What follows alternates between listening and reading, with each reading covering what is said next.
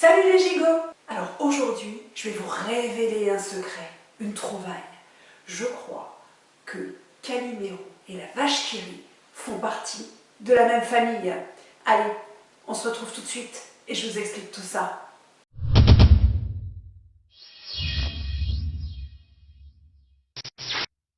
Alors Calimero, tout le monde le sait, c'est pas juste. Et la vache qui rit.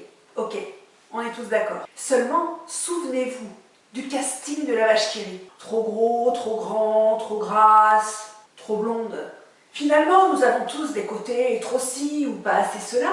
Et si nous passons notre temps à focaliser là-dessus, on focalise toujours et on ne voit que ce que l'on n'a pas.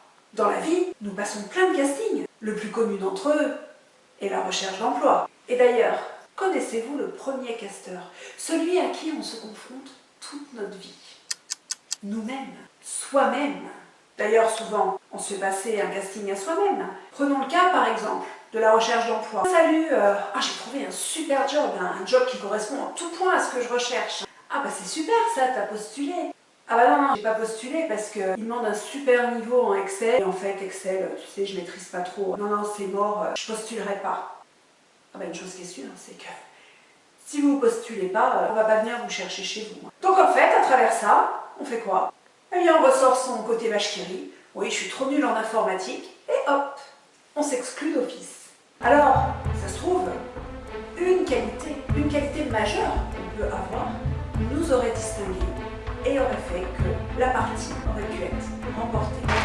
Ah oui, la lucidité doit vous accompagner dans les projets. C'est ce qui va permettre que votre projet va se réaliser. D'ailleurs, prochainement, je vais vous faire une vidéo sur la lucidité. La lucidité, c'est important. Regardez, par exemple, si là, je décidais de faire Miss France, je suis lucide, ça serait possible. Avec un corps de rêve comme le mien, c'est envisageable. Sauf que, il me manque 5 cm. Il faut faire 1m70. Je fais 1m65, donc c'est mort. Je ne peux pas changer ce critère. Pardon pour cette pause. C'est l'ironie de ma petite voix là qui est en train de me dire... Non, il n'y a pas que les 5 cm. Bon, entre nous, vous savez ce que je lui dis à ma petite voix. Hein. La lucidité est donc importante. Et puis entre nous, faites gaffe parce que le jour où votre boîte de vache qui rit est vide, les autres seraient bien chargés de vous la remplir et s'en feront un malin plaisir. Par exemple, tiens, tu sais, je vais écrire un livre. Ah bon? T'es sûr? T'es pas trop littéraire, toi? T'étais pas très bonne en français à l'école, non? D'ailleurs, t'as eu quoi en note de français? Ils sont sympas les autres, alors vous pouvez leur dire la même chose que ce que vous dites à votre petite voix, enfin la même chose.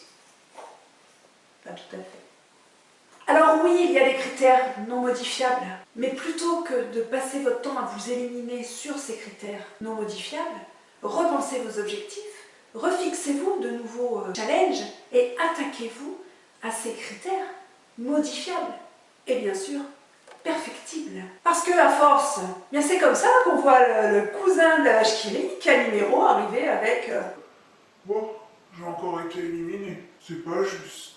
Alors plutôt que de vous enfermer dans ce mécanisme de l'inaccessible, même si on peut reconnaître que certains, ça peut les arranger l'inaccessible. Pourquoi? Parce que l'avantage de l'inaccessible, finalement, c'est qu'il nous offre son lot d'excuses. Pour réussir, visez vos points forts, videz votre boîte de vache qui rit et surtout, enlevez votre coquille d'œuf. Et pour prendre un nouveau départ, changez vos fréquentations, prenez un Mars.